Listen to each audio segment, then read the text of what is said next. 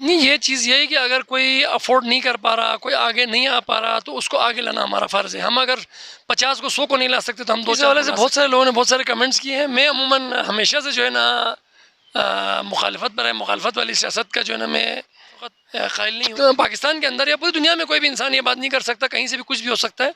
इंसान अपनी planning, मनसूबबंदी, humbleness, इनकी सारी आजिज़ी और जो ना खिदमत से जो ना लोगों को असम्बली के लिए नया स्पीकर आया है, देखते हैं, उम्मीद करते हैं कि नया स्पीकर अच्छी तरह असम्बली को चलाए। वो भी फर्जंद जीबी है, वो भी पाकिस्तान का वही है। जी नाजरीन, तो अभी हमारे साथ यंग लीडर जनाब डॉक्टर शुजात मिशन साहब मौजूद हैं। तो वो माशाल्लाह बहुत सारे स्टूडेंट के लिए स्कॉलरशिप अवेल करते हैं। बहुत सारे स्कूलों में वो एज ए ट्रेनर चाहते हैं, बच्चों को मोटिवेट करते हैं। और वो एक डॉक्टर होने के बावजूद भी अभी पॉलिटिक्स में आए हुए हैं। तो हम उनसे जानते हैं कि उनके पॉलिटिक्स में आने का मकसद क्या है, और आज के इस प्रोजेक्ट के हवाले से वो यहाँ पर विज़िट के लिए आए हैं। तो इनके बारे में जानते हैं। अस्सलाम वालेकुम सर। वालेकुम सलाम। सबसे पहले सर, हमारे जीबी टू न्यूज़ की तरफ से आपको बहुत बहुत शुक्रिया सर कि आपने यहाँ पर हमें वक्त दिया। Thank you, welcome. सर, तो आप हमें ये बता दें सर कि आज ये जो प्रोजेक्ट क्लब हो रहे हैं, इसके बारे में आप क्या कहना चाहेंगे सर? मैं इसके बारे में ये कहना चाहता हूँ कि ये बहुत अच्छी एक अपॉर्चुनिटी है यूथ के लिए। और हमारे पास यूथ को हम किताबी कीड़ा बनाना चाहते हैं। और पहले हम किताबी कीड़ा बनाने पे फोकस करते थे कि पढ़ो, मेहनत करो, नंबर लो और मेरिट लो, बस इसी के पीछे लगा रखते थे हम। अभी थोड़ा सा उनसे हटकर वो ख़ुद भी सोशल मीडिया और इंटरनेट और इन चीज़ों में जाकर बच्चे जो है ना, बच्चों की जो हम ज़्यादा तौर पर कोई परवरिश करना चाहते हैं, कोई ट्रेनिंग कराना चाहते हैं, सिखाना चाहते हैं, वो नहीं हो पा रहा। सारा कुछ जो सोशल मीडिया या इंटरनेट से जो कुछ मिल रहा है, सही है, गलत है, अच्छा है, बुरा है, वो ये लोग अडॉप्ट कर रहे हैं। तो ऐसी अपॉर्चुनिटीज़ जहाँ पर आपने 3 दिन इनको एंगेज रखा हुआ है, इनसे मोबाइल भी लिया हुआ है, ये स्क्रीन और मोबाइल से भी दूर हैं, तो ये कुछ प्रैक्टिकल लर्निंग कर रहे हैं। ये लोग प्रैक्टिकली फील्ड में जाकर एक्सपीरियंसेस कर रहे हैं, टीम बिल्डिंग कर रहे हैं, अच्छे बुरे जो है ना तजर्बात से गुजर रहे हैं, और मुख्तलिफ सिचुएशन इनको दिया जा रहा है, और एक दूसरे से इंटरेक्शन, कम्युनिकेशन, यानी कि एक अच्छी शख्सियत, इंसान करेक्टर और उसकी पर्सनैलिटी बिल्डिंग और लीडरशिप स्किल्स के लिए जो है ना, एक बहुत अच्छी अपॉर्चुनिटी है। बहुत अच्छा लगा मुझे यहाँ आकर। और मैंने भी थोड़ा सा इसमें कुछ बच्चों को जो है स्पॉन्सर किया था, वो इसीलिए कि हमने इंटरव्यूज़ की बात किया था कि किस बच्चे में क्या स्किल है कि जो इस ट्रेनिंग के बाद उसमें उसको फ़ायदा होगा। तो उसको देखते हुए हमने कुछ बच्चों को स्पॉन्सर किया था। तो अल्हम्दुलिल्लाह अच्छा जा रहा है, बहुत अच्छा जा रहा है। उम्मीद है कि मतलब 3 दिन में आप सालों जो स्कूलों और क्लासों में बैठकर नहीं सीख सकते, वो थोड़ा सा आउटडोर जाकर नेचर के साथ बैठकर आप देखकर सीख सकते हैं। सर, जैसे कि सर अभी हम यहाँ पर सर हमारे जब पॉलिटिक्स की बात करें तो बहुत सारे लोग सर वादे करते हैं, फिर उससे मुकर जाते हैं सर। तो पिछले साल आप इनकी जो वहाँ पर सर जो सरमनी था सर, इज़्ज़त सरमनी, वहाँ पर आए थे पिछले साल आप। और वहाँ पर आपने 2 बच्चों के स्कॉलरशिप का ऐलान किया, फुली फंडेड सर। और इस साल तकरीबन हम यहाँ पे इंटरव्यू ले रहे थे, बच्चे कह रहे थे कि आपने तकरीबन कुछ बच्चों को यहाँ पर स्कॉलरशिप भी दी है। तो आप मुझे बता दें सर कि आप इनको स्कॉलरशिप देने के मतलब वजह क्या है सर? नहीं, ये चीज़ ये है कि अगर कोई अफ़ोर्ड नहीं कर पा रहा, कोई आगे नहीं आ पा रहा, तो उसको आगे लाना हमारा फ़र्ज़ है। हम अगर 50 को 100 को नहीं ला सकते, तो हम 2-4 को ला सकते हैं, मौका दे सकते हैं।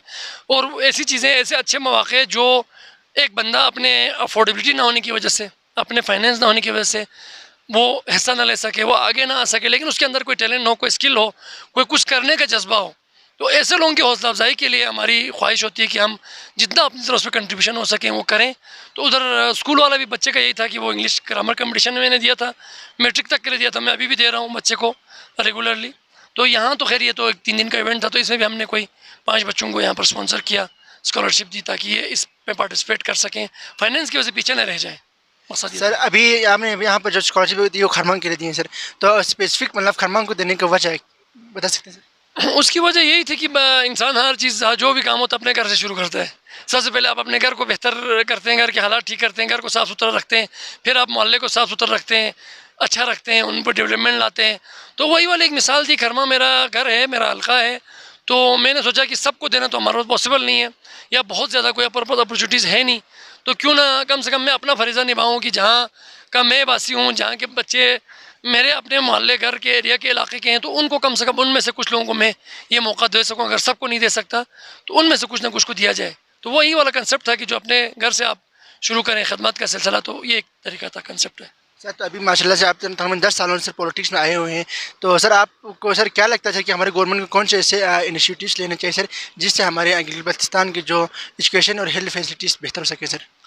उसमें तो बहुत सारी बातें हैं कि हेल्थ और एजुकेशन कैसे बेहतर हो सकता है। खैर, उसमें पूरे एक पॉलिसी लेवल की बातें हैं, लेकिन अफसोस का ये मकाम है कि हमारे पास कोई हेल्थ पॉलिसी, कोई एजुकेशन पॉलिसी है ही नहीं।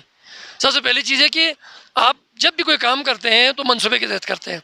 जब भी आप अगर इस्लाम पे भी अमल करते हैं तो आप कुरान किताब और सुन्नत की कोई अहादीस का कोई मजमुआ है, कोई उसकी बुनियाद पर आप अमल करते हैं दीन के ऊपर भी, तो आपके पास वो किताब ही नहीं है जिससे आपने एजुकेशन में बेहतरी लानी है।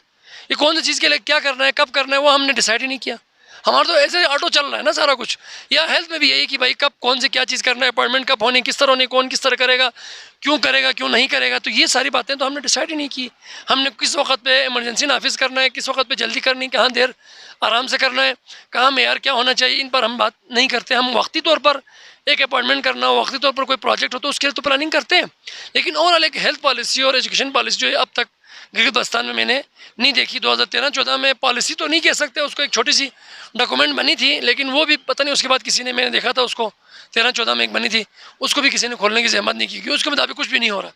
तो एक रोड मैप होता है हर 10, 20, 25, 30 साल का, ना सही तो 5 साल का, जिसमें आप ये डिसाइड करते हैं कि आपके पास किस किस लेवल पर आपके डिग्री कॉलेज होने चाहिए, किस किस लेवल पे आपके हाई स्कूल होने चाहिए, विलेज लेवल पर, यूनियन लेवल में एक कंसेप्ट होता है, या आबादी लेवल पर आप एक स्टैंडर्ड बयान करते हैं, उस स्टैंडर्ड के मुताबिक आप फिर फंड्स एलोकेट करते हैं। इस तरह हॉस्पिटल्स के लिए किस लेवल पर आपकी BHU बेसिक हेल्थ यूनिट होना चाहिए, फिर सिविल अस्पताल होना चाहिए, किस लेवल पे आपका स्पेशलिस्ट बैठना चाहिए, किस लेवल पे आपकी एम्बुलेंस खड़ी होनी चाहिए। तो ये सब बातें होती हैं लोगों की नीड को देखते हुए रिसोर्स को मोबिलाइज करना, उसके लिए एक पॉलिसी होती है, और अभी तक वो पॉलिसी डॉक्यूमेंट ही हमारे पास नहीं है। तो फिर हम बस आ गया, कहीं से 2 करोड़ आया तो कहीं इधर लगाया, कहीं 3 करोड़ आया तो उधर लगा दिया। वो आप डिसाइड नहीं कर पा रहे कि किधर पहले और किधर बाद में, किधर कितना लगाना है। जब तक आप ये प्लानिंग नहीं करेंगे, आप इसकी पॉलिसी नहीं बनाएंगे, तो आपका पैसा ज़ाया जाएगा, कोई नतीजा आउटपुट नहीं आएगा। जिस तरह नहीं आ रहा है, अभी भी हम देख रहे हैं नतीजा बहुत कम आ रहा है, फंड खर्च हो रहा है।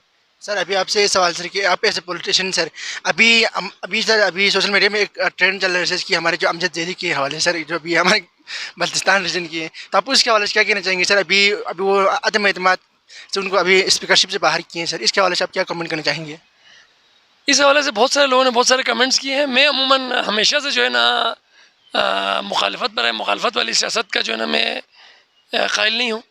तो हमारी उनके लिए नेक ख्वाहिशात हैं, गो कि उन्होंने ख़ुद मिस हैंडल किया चीज़ को, सारे इशू को।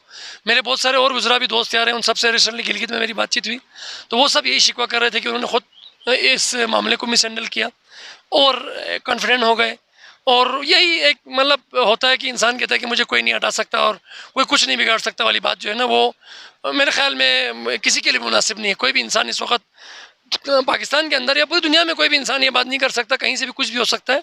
इंसान अपनी प्लानिंग, मनसूबबंदी, हम्बलनेस, इनकी सारी आजिज़ी और जो है ना खिदमत से जो है लोगों को मुतासिर कर सकता है, और इसी तरह लोगों को कवर कर सकता है, जो कि उन्होंने नहीं किया।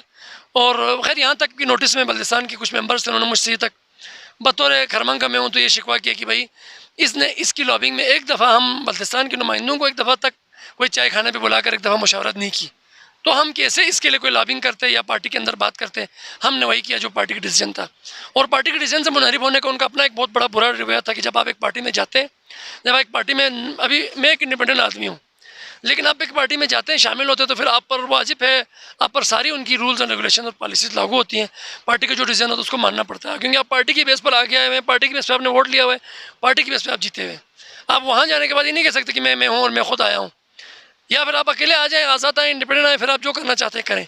तो ये सब अपनी मिस हैंडल और गलत अंदाजे और इमेच्योरिटी की वजह से जो है ना ये नतीजा हुआ। वो सब लोग जानते हैं, उनके अपने वर्कर और सपोर्टर्स, बहुत सारों से मेरी बातचीत हुई, उन सब की भी यही बातें और यही शिकवा शिकायतें थी कि वो ख़ुद इस चीज़ को हैंडल नहीं कर पाए।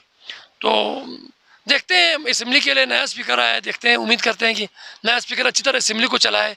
वो भी फर्जंद जीबी है, वो भी बल्तिस्तान का वही है, बाहर से नहीं आया है। तो ये पॉलिटिकल अमल है, ये चीज़ें ऊपर नीचे होती रहती हैं, लोग बदलते रहते हैं, ये सिलसिला चलता रहता है।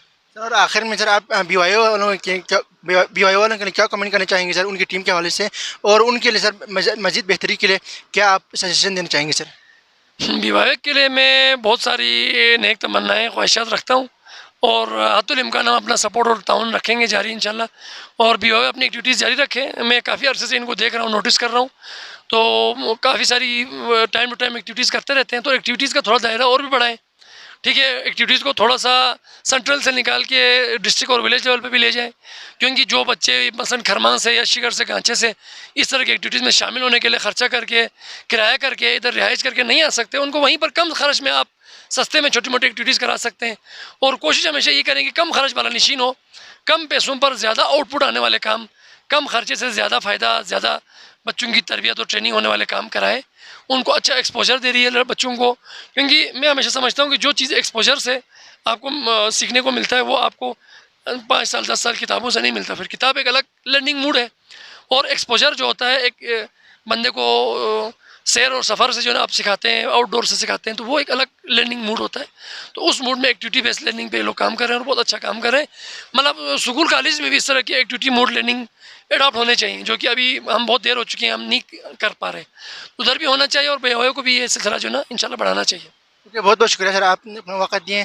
तो जी नाज़रीन, तो अभी हमारे साथ डॉक्टर शुजात मिसम साहब गुफ्तगू कर रहे थे, और उन्हें कहना था कि वो स्पेशल यहाँ पर ये जो प्रोजेक्ट को देखने के लिए यहाँ पर आए, विज़िट किए, और वो कह रहे, और वो अप्रिशिएट करते हुए उनका कहना था कि BYO वाले बहुत अच्छे काम करें और उनको मज़ीद आगे भी काम करना चाहिए। और हम साथ ही साथ अभी पॉलिटिक्स के हवाले से भी हम उनकी डिस्कस की हैं। तो यकीनन डॉक्टर शुजात मिसम सारे पॉलिटिक्स के लिए और हमारे लिए रोल मॉडल है। एक यंग और एनर्जेटिक एक डॉक्टर होने के बावजूद लोग अपने जॉब को करने के बजाय आवाम के लिए खिदमत करना, ये सबसे अच्छी बात है। तो जी नाज़रीन, तो हम आप लोगों से मिलते हैं, तब तक के लिए इजाज़त दीजिए। अल्लाह हाफिज़।